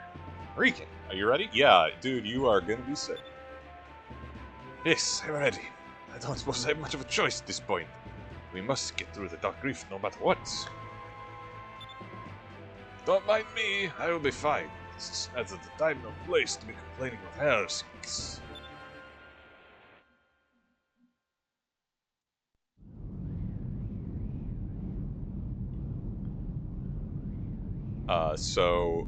This is, welcome to an incredibly underused mechanic. This is a ship dungeon. I think there are two in the entire game. Yeah, we are straight up navigating a dungeon, but we are doing it without a map, and we are doing it in the Delphinus. And is this kind of like an underbaked thing? Absolutely. I think it's super cool, and I love it.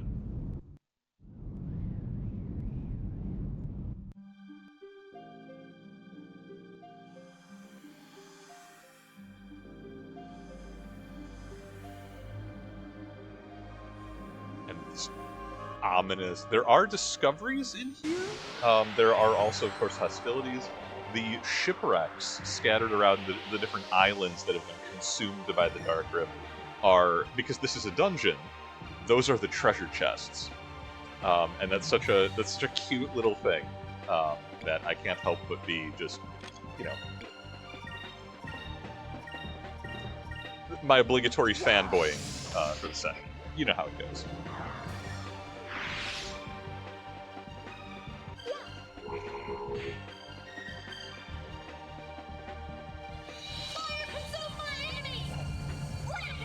And Aika is going to try to burn the world.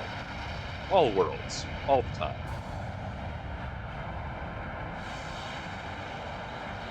She's going to succeed. Let us be thankful for our safety.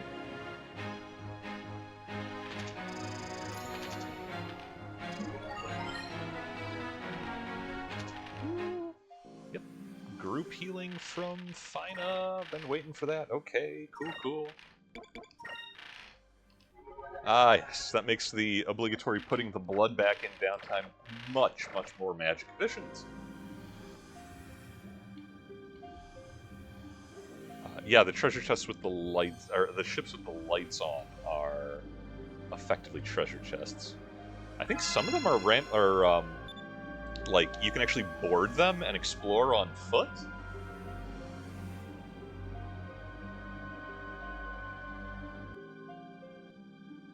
And we have this ominous music in the background. So good. Moss armor. Okay, I wouldn't normally stop in the middle of a dungeon to check items, but I have to know what moss armor is. Apparently it is not for ladies.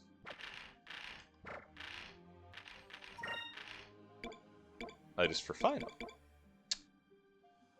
That's that crafted from moss found in the Dark Rift? Okay, that's just objectively great. That's just a flat upgrade all around. Sure, why not? Moss armor. Cool. We'll wear it. Why not?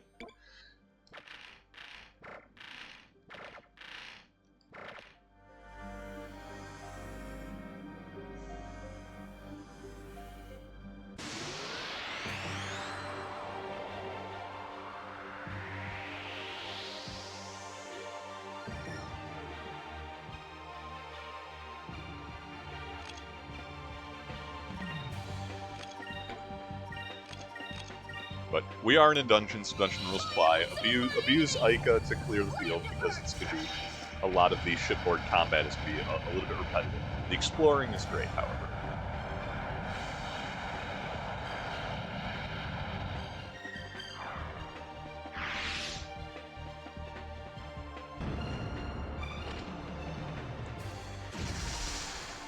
Oh, Vice is confused. Okay, that's never great for us.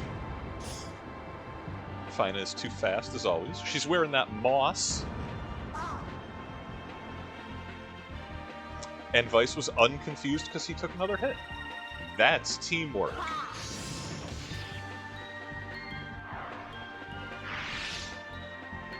Can't argue with results. Anyway, so in the last recording, I did a good amount of jawing about the sort of like the overlap of Robert Louis Stevenson's Treasure Island with actual, like, real people and real events that are alluded to or are referenced by Treasure Island. I got a little feedback from that part of our lecture series, in that was good information, but a decent number of people, and this shocks me, have neither read Treasure Island nor even watched The Muppets. Also, I'm going to be taking the left-hand path. There are the different forking tunnels through the Dark Rift, and I'm just going to stick to the leftmost wherever possible, because I have no idea how to navigate this, and it seems like a perfectly good rule to follow. But no, it was brought up that that was cool and all, but you know, some folks are totally unfamiliar with anything having to do with Treasure Island. So one, we're only streaming for like another 20 minutes, right? Watch them up at Treasure Island, because Tim Curry is Long John Silver and Kermit the Frog is Captain Smile. You cannot improve upon this. Straight up, one of mankind's greatest cultural achievements. However, while we're here, it was so it's like, hey, you know, what are my thoughts? Can I do a bit of a walkthrough or a recap? Because so many of the points I bring up about pirate media, excuse me, have allusions to or references to Treasure Island, because again, it's Tolkien for its source material, right? Like it's the example of so much of this. So yeah, I can absolutely do that. And the spooky tunnel. Oh, this is textbook ominous. I see a glowing orb floating in space. I'm going to fly toward... Well, I see multiple glowing orbs floating in space. I'm going to fly towards it.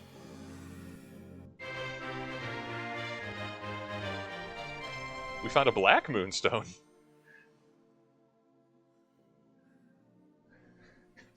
Who hired this crew? Yes, old Tom, really old Tom, dead Tom. Greatest mechs of ne'er-do-wells, cutthroats, and vagabonds that have ever sailed the sea. This rare black moonstone holds tremendous power. It can turn positive energy to negative and vice versa. But a practical application for this ability has not been found. There are rumors of a lost black moon, but the truth remains unknown. Shout out to Jello Apocalypse. When Vice transitions, they should change their name to Versa. Absolutely. Okay, I said left-hand path, so I will stick to that. But yeah, anyway, Treasure Island, story of Jim Hawkins, all British, you know, prim and proper schoolboy, lives in a port town, helps his old mother at the Admiral Benbow Inn. They receive a mysterious lodger, a grizzled sea captain, one Billy Bones, who is in the process of hiding from dangerous pirates and shrinking himself to death, like you do when you're an old buccaneer. And he forces the plot onto the Hawkins family by pulling young Jim aside in between bouts of singing haunting old ship songs, 15 Men on a Dead Man's Chest, Yo Ho Ho and a Bottle of Rum. And he pulls the young Jim aside and says, "Hey Jim, I'm gonna bribe you with like a shilling a week or some such. Just, you know, let me know if you see an old sea dog with one leg, because that would be a problem for me." And it's worth pointing out, there were in England at the time, this is the back half of the 1700s, the book doesn't specify, but I believe it's like 1760, give or take. There's an awful lot of sailors who have lost legs, arms, eyes. It's a dangerous job. Cannonballs move very fast through human bodies. And Jim's like, yeah, no, that's cool. I'll definitely not trust the first one-legged sailor I actually meet because he seems like a fun guy. Oh, is that the exit? Huh. Oh, did I get it in one? That's boring.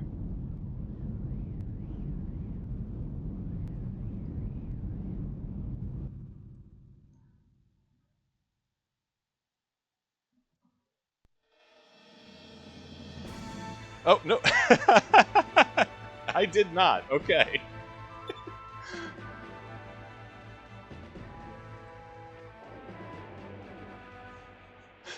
I was like, man, that was easier than I remember. It wasn't. Problem solved. Okay, well, if I choose wrong again, that'll be time for the evening. Anyway, so Jim is, you know, doing his thing. There's this old sea captain who's drinking himself to death, runs through all the money he puts down. Eventually, his old crew catches up with him. He has some health problems. Again, too much drinking. And a blind old beggar by the name of Pew. Terrible grizzled old man. Basically, it's an episode of the Boondocks. If you know what I mean, you know what I mean. Guy shows up, menaces the old Captain Billy Bones, and slips him the black spot. Says he has been deposed, and this is the old captain has a stroke. Just right, there's his rum-soaked heart can't handle it, you know. And you know, he dies shortly thereafter in the narrative, leaving his old sea chest to the Hawkins family, and Jim's mother. And okay, you know what? A brief aside. I joked about Vice's mother in the first 2 episodes of my recording this because she's only known as Vice's mother. And I think that might be a Treasure Island reference because Jim Hawkins' mother is just Jim Hawkins' mother. And Treasure Island is one of the most shameless sausage fests. I'm just gonna do it again. Ika's gonna burn the world. That I can think of, because there are 3 female characters alluded to in all of Treasure Island, and only one of them is really, only one that counts. There's Jim's mother. There is Long John Silver's wife, who he mentions but never shows up in the narrative. But he's a married man, happily married by all accounts. And then there is Long John Silver's parrot, who is female despite being named Captain Flint. And that's all the ladies in Treasure Island, so I'm wondering if that's actually kind of a tongue-in-cheek reference in disguise here. Anyway, so the old captain dies. He leaves the sea chest. The murderous buccaneers come back and attack the inn, later that night or the following night or whatever. Jim and his mother flee. They recover. Nope, not that one. Okay. We'll be back out and back in here. They did say it was a vortex. We're getting spun right round.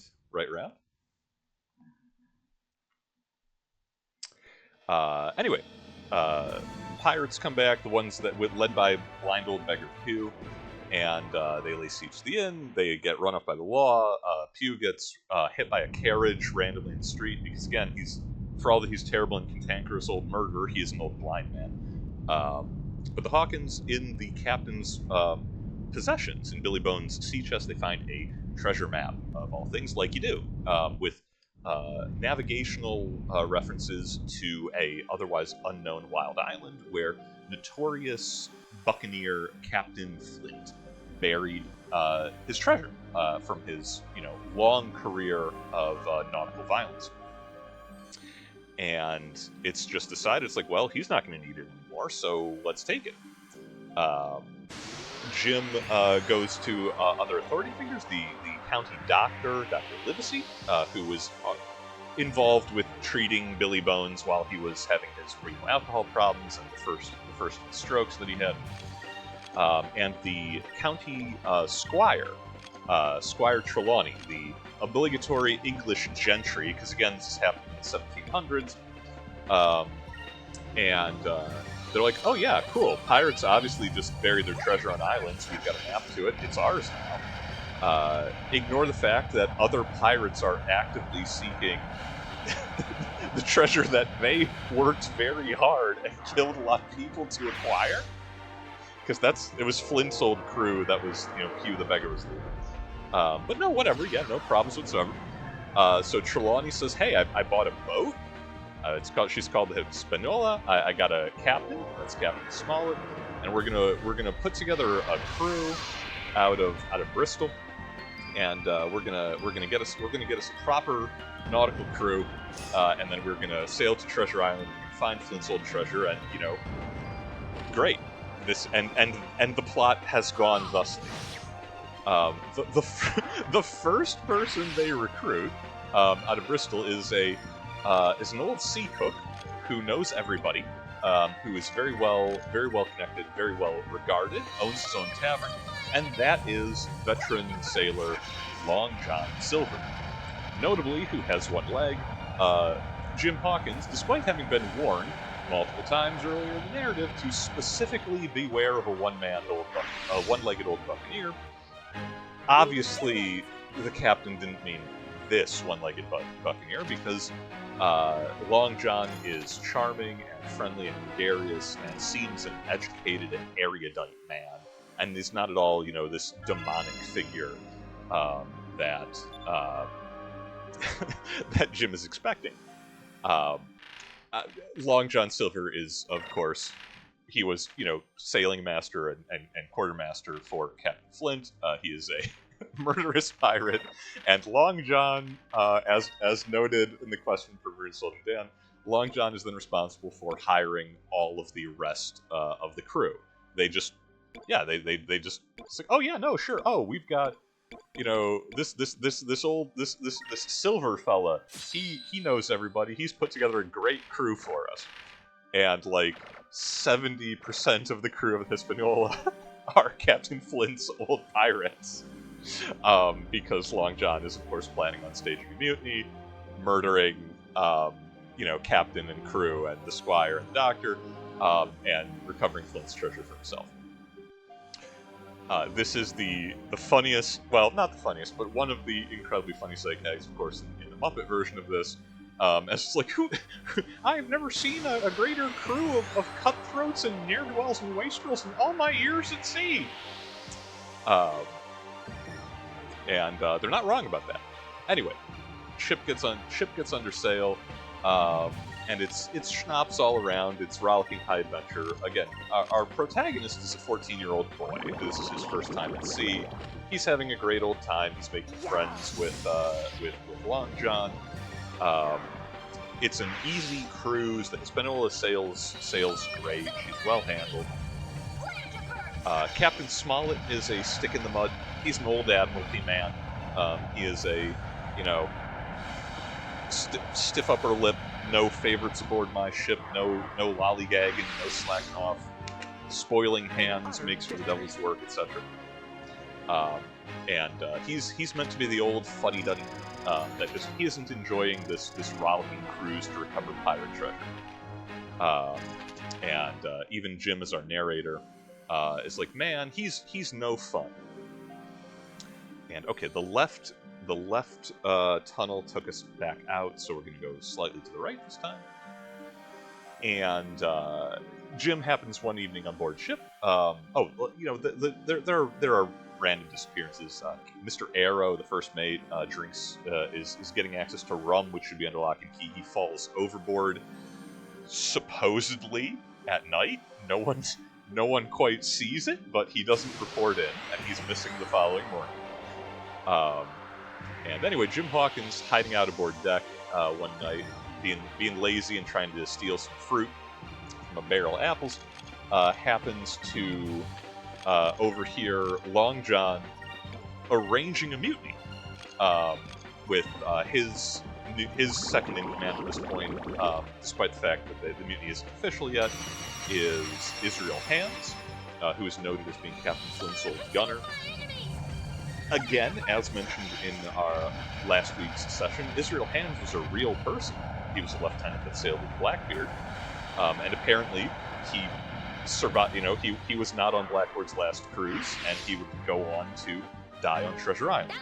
That's not historical. It's fan fiction. Robert Louis Stevenson's kind of weird. Doesn't matter. But Jim finds out that observes this happening. And as Long John Silver has been so charming and friendly and gregarious when dealing with Jim Hawkins, he is applying that same schmoozing to every other man on board, because he is subverting the loyalty of the handful of honest sailors that, you know, he didn't that were not buccaneers that he specifically recruited to join in a mutiny.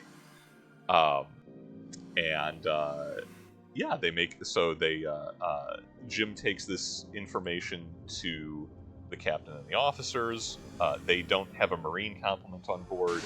They don't have enough loyal hands amongst Squire Trelawney's just grooms and servants who are trustworthy but badly outnumbered. They don't have enough guns to fend off the mutiny.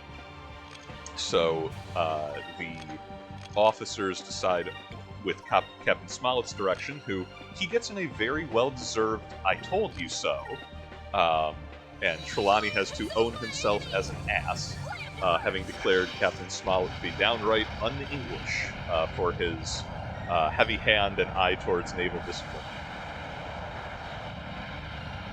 But no, it turns out, yeah, actually the captain that he was talking about, the crew is an absolute mess. He was right to distrust them because there's a 3-to-1 mutiny brewing. So the supporting protagonists decide that the best choice, given the circumstances, is simply to keep calm and carry on. Right? We're gonna keep going on the cruise to Treasure Island. We're gonna get as many of the mutineers to go. We're just gonna, hey, it's a tropical island. We're gonna give them shore leave, and hopefully as many of the mutineers are going to leave the boat as can be, and then we're just gonna, if possible, we're just going to sail away and leave their asses there, which honestly is a perfectly fine solution, right? To if you know your crew is planning a mutiny. This almost works, except when they get to the island and the crew is much more openly mutinous, like they're barely following orders, and everyone can kind of see the writing on the wall, even though the violence hasn't started yet. Is there? Okay, there's a Sylvan Bane trapped in here. Who knew? I feel like we're doing this guy a favor. I mean, does he want to ride? No one else can get into the Dark Rift. What's he doing here? I feel bad for the guy. Anyway, but the plan is to simply, like, look, let the mutineers go ashore with Long John and leave. put the sails back up, weigh anchor. Bye! You know, we didn't get the treasure, but at least we're not getting killed by pirates. This doesn't work. The weather turns. You know, the wind dies down. The Hispaniola is left just in the bay. She can't sail away. And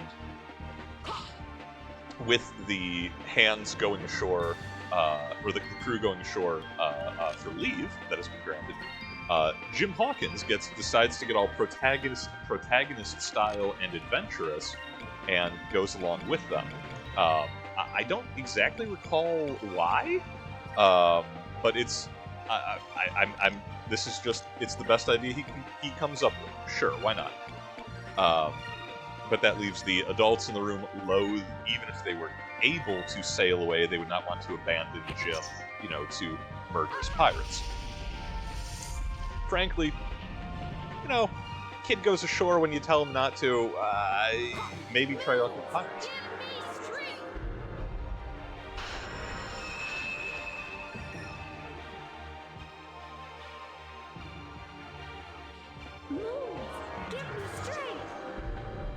But yeah, no, the mutiny starts in earnest. There is violence as the officers tip their hand, and it's like, okay, well, we don't have enough loyal crew to take the ship. The pirates leave a garrison aboard. Or the mutineers, I should say, leave a garrison aboard. And we can't just sail away. So we're going to the next best thing. We're going to load up ourselves, and we are going to get the heck out of here. We're going to take a jolly boat ashore ourselves with as much guns and ammunition as we can, and we'll fight it out on the island if at all possible. All we really need to do is survive long enough, you know, to be overdue or find a better opportunity to retake the ship and eventually be able to flee. And this starts kind of a back and forth, you know, not quite a guerrilla war, but Flint is now openly leading the mutineers as pirates. All of the loyal hands, there are a couple that have signed on, you know, that had joined the mutiny and then changed back to the loyal officers under Captain Smollett. The loyalists end up setting up shop in an old fort that was built by Captain Flint when he used this treasure island as a base for his marauding. There's a siege. There's high adventure. There's a great for the time it was written a surprisingly gripping action sequence. We found a chalice of blood. I love it. I don't know what it does, but I'm happy to have it.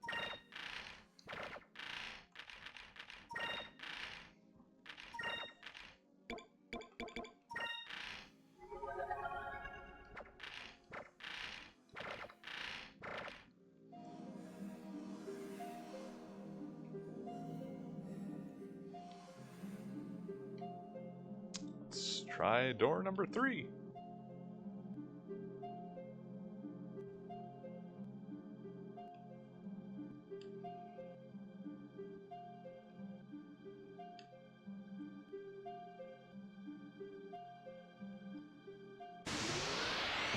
Alright, we haven't been kicked out.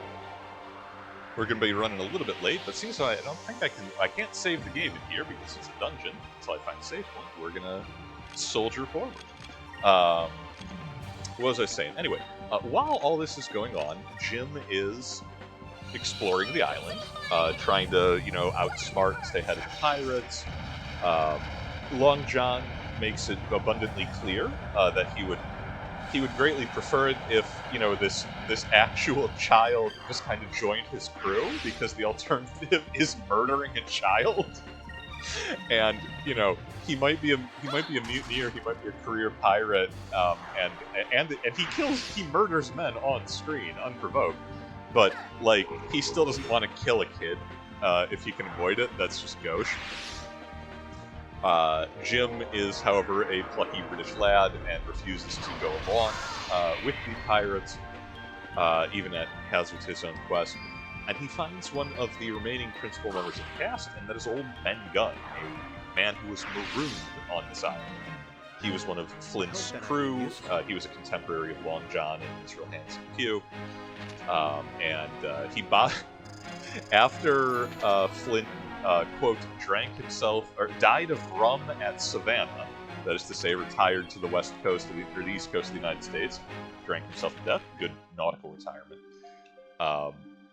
Ben Gunn had put a crew together to try and find Flint's treasure himself. It didn't work, they couldn't find it on the island, they didn't have the map, and he got marooned there by the buccaneers that he had, said, hey, we're getting Captain Flint's treasure. But he couldn't deliver, they stranded him there. He ends up becoming the VIP of the whole situation. He keeps Jim safe, he has built a small sailing ship, which Jim Hawkins will use to launch a basically commando raid on the Hispaniola to re-steal the pirated ship and hide it in another cove on the island, killing Israel Hansen in the process. Notably, Ben Gunn has also, in the intervening years, found Captain Flint's treasure and dug it all up and moved it. And that is the exit, and that is a terrifying space beast just hanging out there like you do.